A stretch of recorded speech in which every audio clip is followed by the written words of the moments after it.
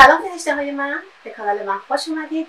امروز میخوام در مورد چند تا محصول صحبت کنم که خیلی قیمت های مناسبی دارن و ابرسان های خیلی قوی هستن و میدونم که خیلی عزیزان منتظر این ویدیو بودن. دوستان گلم، امیدوارم هر جا هستین حالتون خوب باشه و آماده باشین که ویدیوی امروز رو ببینید. قبل از اینکه بخوام ویدیو رو شروع کنم لطفا ازتون خواهش میکنم که این پایین اگر از دوستان جدید هستین سابسکرایب کنید، زنگوله رو بزنید تا در جریان ویدیوهای جدید قرار بگیرید لطفا. و دوستانی که در اینستاگرام هستن خوشحال میشم اگه ویدیو رو بین دوستاتون شیر کنید تا همه بتونن از این ویدیوها استفاده لازم رو ببرن. میریم سر موضوع اصلی. امروز میخوام در مورد اسید هیالورونیک صحبت کنم و به دنبالش 3 تا مرطوب کننده قوی رو میخوام بهتون معرفی کنم با قیمت خیلی مناسب. همه توانایی خریدش رو دارن چون هیچ کدومش مارک خیلی معروف و لوکسی نیست، ولی تمام اون چیزهایی که ما میخوایم برای آبرسانی به پوستمون داره و من خودم از این محصولات استفاده میکنم. فوق‌العاده خوب هستن و با اون سرومی که در ویدیو قبلی در موردش باهاتون صحبت کردم، این لینکش رو بالا گذاشتم. عزیزانی که از دست دادن این ویدیو رو حتما ببینن چون واقعا یک تحول در مراقبت‌های پوستی هست و یک معجزه است و تمام به یوتیوب دارن در موردش صحبت کنم چون واقعا با اون قیمت پایینی که داره واقعا ارزش خریدش رو داره. صحبت می‌کنم.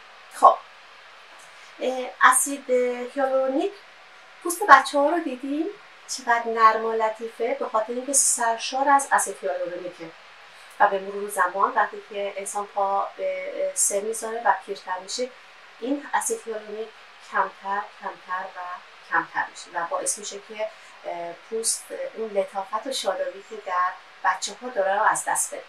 خب بخش اصلی نرمی پوست ما از یک ماده عالی شیمیایی هست که به نام هیالورونیک اسید هستش و وقتی که ما این ماده رو از دست میدیم علائم در بدن ما شروع میکنه به ظهور. خشکی پوستمون هستش، خشکی چشممون هستش، خشکی لبهامون هستش، پوستمون شل میشه و شوره سر هستش.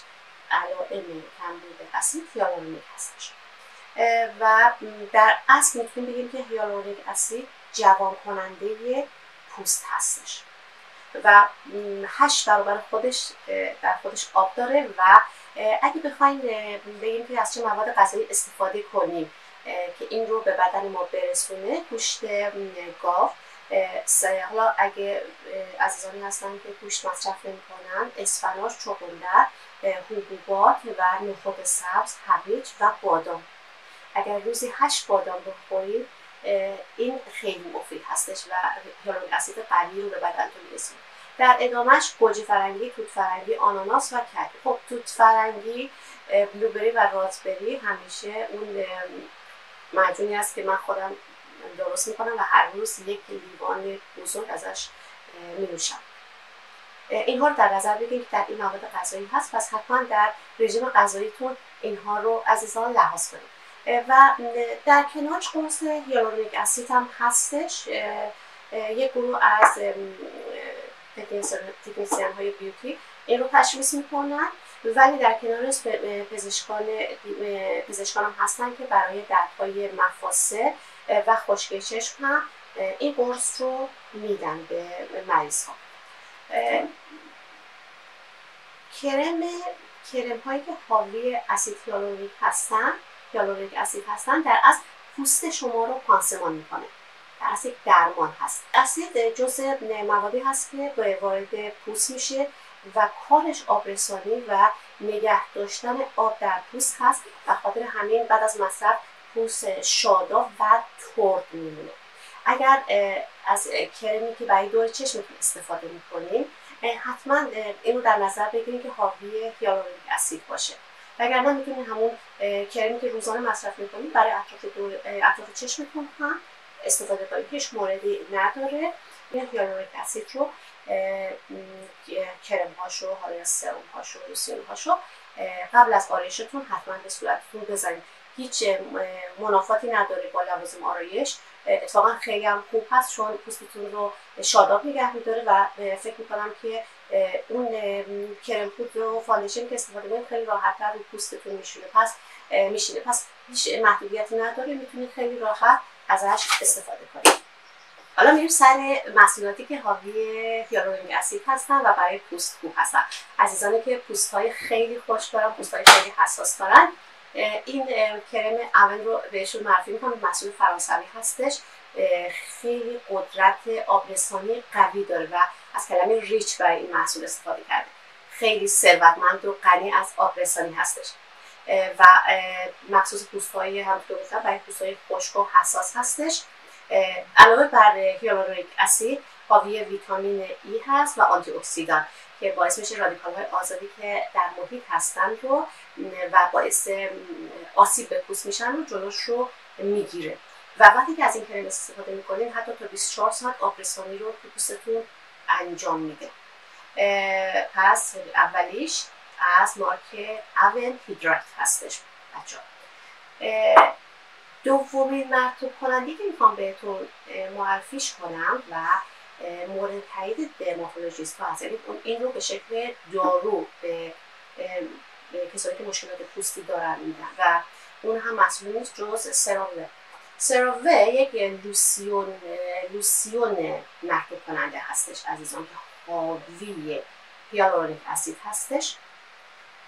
خیلی خیلی خیلی سبک هست و وقتی که میزنیم بلافاصله جذب پوست میشه، هیچ حالت روغنی در پوستتون ایجاد نمیکنه. مسئله دیگه که هستش که لازم نیست که حتما صبح اول وقت صورتتون رو تمیز کنین و بزنین. هر لحظه که احساس کردین پوستتون خوش شده و نیاز داره میتونید ازش استفاده کنید. این جزء محصولاتی هست که دائم ببین حالت آبکی داره، دائم به این صورت روی دستام میزنم و روی صورتم، روی گردنم، روی پیشونیم، حتی زیر چشمام این رو میذارم که کاملا جذب پوست بشه عزیزان. محصول خوبی هستش و نکته جالبی که داره چون غالبا ما وقتی از مرطوب کننده ها استفاده میکنیم بخصوص عزیزانی که صورتشون جوش داره ایشون میکنه به منافذ غدد چربش و غدد چربی رو جلوشون رو میبنده، اصطلاحا میگن کومودوژنیک، ولی این حالت رو نداره، یعنی نمیذاره که منافذ بسته بشن و باعث ایجاد جوش بشه. پس مانعی برای مصرف نیست. پس عزیزانی که صورتشون جوش داره خیلی راحت میتونن از این محصول استفاده کنن.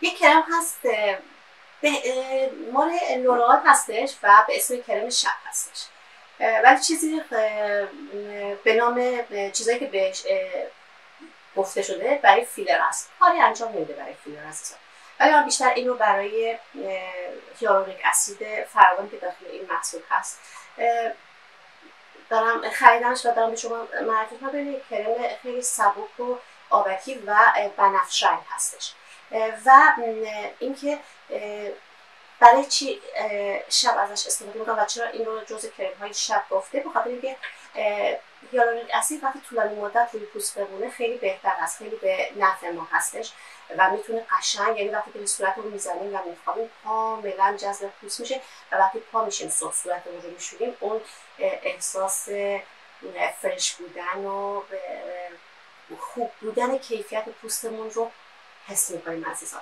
این به خاطر این هستش و من این محصول رو خریدم و خیلی ازش راضی هستم. یعنی اینجور بهتون بگم اگه محصولی از مارک کلارنس با قیمت 75 پوند خریدمش، اون نتیجه‌ای که میخواستم نداد، این اون نتیجه رو داد. با فکر میکنم این 14 پوند هستش، این 9 پوند هست، این هم 9 پوند هستش. خیلی ارزون هستن محصولات. من از این قیمت ها رو هم میگم چون یادم رفته بود خیلی از دوستان گفتن که چرا کرم ها رو باز نمی‌کنید، در موردشون توضیح نمیدید، چجوری استفاده کنید. خب طرز استفاده خاصی اساسا نداره، فقط باید اینکه خیلی قشنگ بذارید که جذب پوستتون بشه، همین، کار خاصی نداره. حالا باز محصولات رو قیمتاش هم میگم، بازش من کردم بهتون توضیح دادم.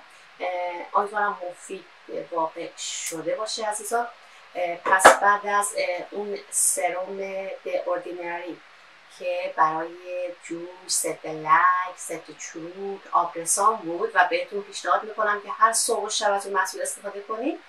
دوم، استفاده از محصولاتی هست که مرطوب کننده هستن. وقتی میرین مرطوب کننده بخرین حتما توی اون موادی که در داخلش هست حتما نگاه کنیم که حاوی هیالورونیک اسید باشه و وقتی این رو داشته باشه میتونید خیلی راحت بخرید. حتی بعضی مواقع در این کرم‌های خیلی ارزان‌تر از این که من بهتون معرفی کردم وجود داره، با خیلی راحت استفاده کنیم بخرید و برای دور چشمتون استفاده کنیم خیلی راحت و هیچ مشکلی پیش نمیاد. این هم از ویدیوی امروز عزیزم. امیدوارم که مورد توجهتون قرار گرفته باشه و امیدوارم مفید واقع شده باشه. از اون نقطه نظراتتون رو زیر ویدیو بنویسید. لایک یادتون نره. اگه ناراضی بودین دیسلایک کنید و نقطه منفی رو بگین، توضیح بدین تا این کمک کنه به من که سعی کنم بهبود بدم ویدیو رو با کیفیتی بالاتر و اینکه برای شما اساسا موثرتر باشه. تا ویدیوی بعدی، خدا نگهدار شما.